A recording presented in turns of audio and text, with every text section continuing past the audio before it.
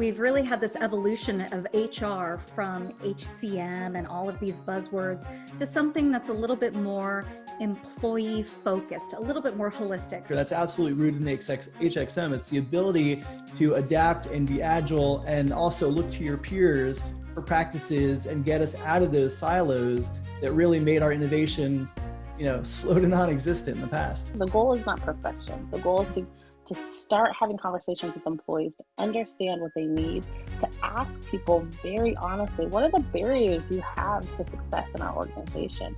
And be willing to hear the feedback and the answer to that. And that intersection of EX and HXM is going to be so critical. How do we make it palatable? How do we make it exciting? How do we make it something that employees actually ask for? You can't solve all of systemic racism's problems in a 60-minute Zoom call. Sorry to disappoint, but I think we have to remember that diversity, equity, inclusion, and belonging is a daily practice. This isn't something that we do for 90 days and then we move on. COVID has presented, I won't say a blank slate, but a clean pivot.